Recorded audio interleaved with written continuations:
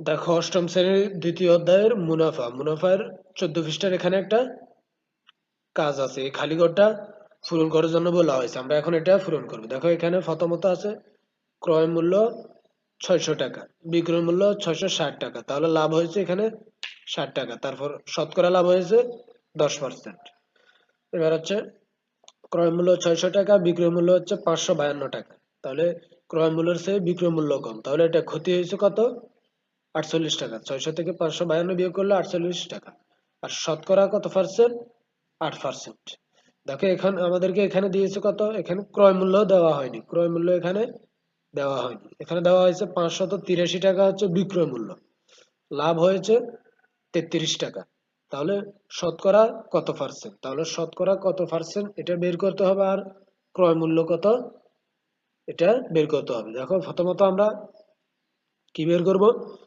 583 টাকা হচ্ছে আমাদের বিক্রয় মূল্য, 583 টাকা হচ্ছে আমাদের বিক্রয় মূল্য। তাহলে আমাদের লাভ হয়েছে কত? এখানে 33 টাকা, লাভ হয়েছে 33 টাকা।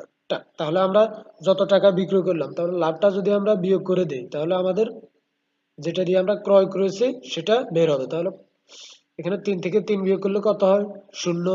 8 থেকে 3 বিয়োগ করলে 5, 5। তাহলে আমাদের এখানে কত পেয়েছি আমরা? এটা হচ্ছে আমাদের ক্রয় মূল্য। ক্রয় মূল্য পেয়েছি আমরা 550 টাকা।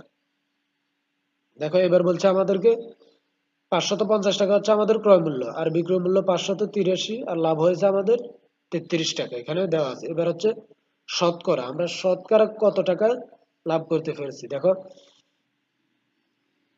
এখানে প্রথমত আমাদেরকে বের করতে হবে 550 টাকায়।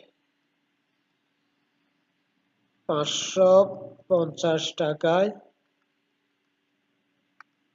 লাভ কত টাকা? 33 টাকা, লাভ হচ্ছে 33 টাকা। সুতরাং 1 টাকায় লাভ হবে কত? আরো কম হবে। তাহলে 550 উপরে হচ্ছে 33 টাকা। এবার হচ্ছে 100 টাকা, শতকরা মানে কি? শতকরা হচ্ছে 100। তাহলে আমরা 100 টাকায় বের করবো। 100 টাকায় লাভ হবে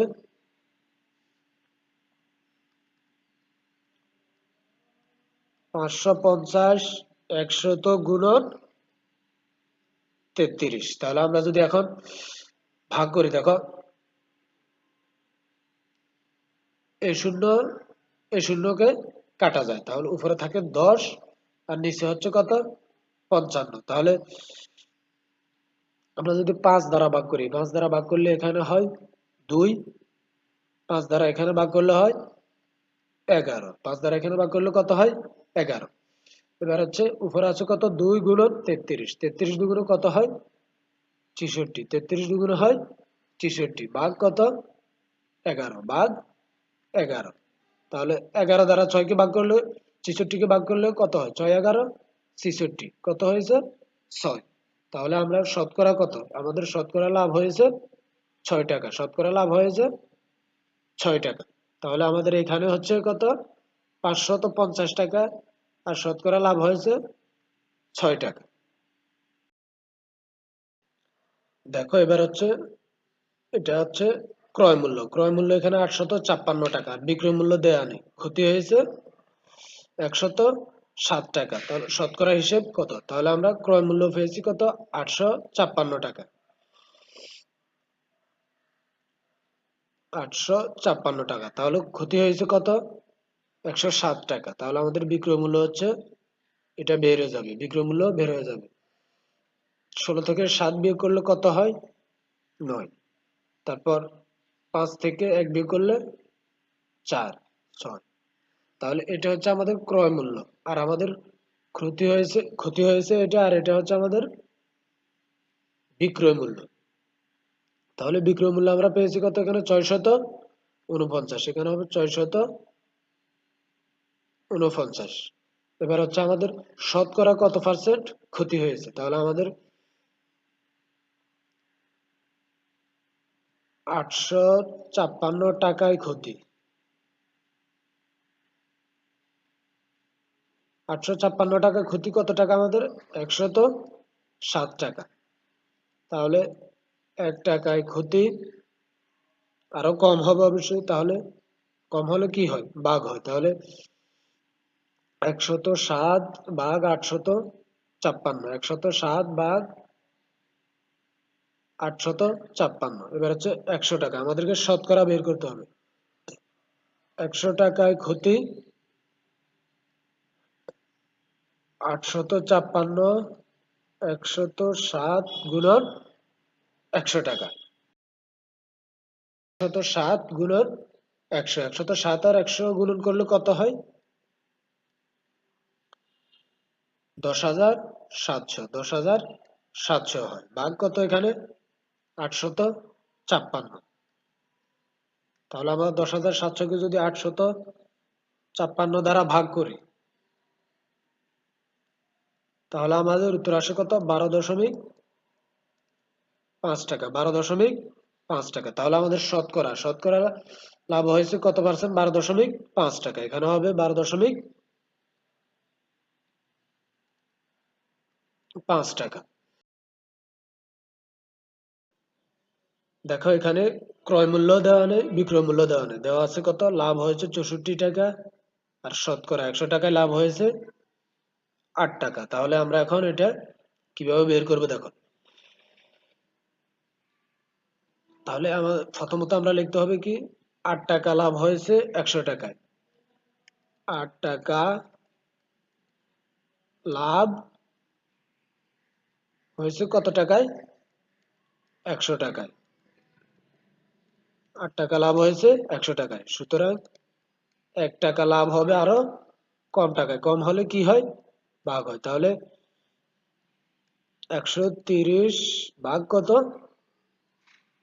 100 টাকা, 100 টাকা, তাহলে এখানে হচ্ছে 100।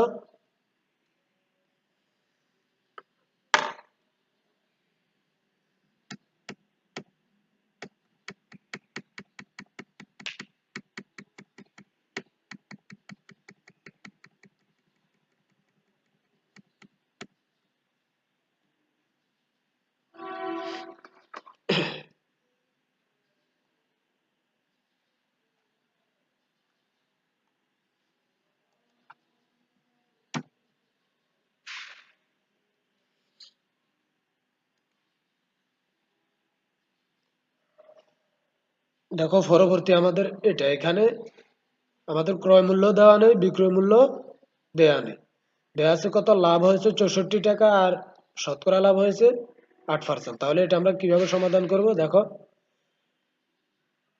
8 টাকা, আমাদের 8 টাকা লাভ 100 টাকায়, 100 টাকায় 8 টাকা লাভ হয়েছে। তারপর দেখো এবার 1 টাকায় লাভ হবে কত, আরো কম, তাহলে 100 ভাগ 8, এবার হচ্ছে 64 টাকা লাভ, আমাদেরকে 64 টাকা লাভ হয়েছে, 64 টাকা লাভ হয়েছে 100 গুণন 64, তাহলে 8 দ্বারা 64 কে ভাগ করলে কত হয়, 8 8 64, 100 গুণন 8 সমান কত টাকা, 800 টাকা, সমান 800 টাকা। তাহলে আমাদের 64 টাকা ক্রয় মূল্য আমাদের কত, যেখানে 800 টাকা ক্রয় মূল্য হয়েছে, তাহলে 800 টাকা। এবার হচ্ছে আমাদের বিক্রয় মূল্য, বিক্রয় মূল্য আমরা বের করব কিভাবে, লাভ হয়েছে আমাদের কত, বিক্রয় মূল্য আমরা কিভাবে বের করি, বিক্রয় মূল্য,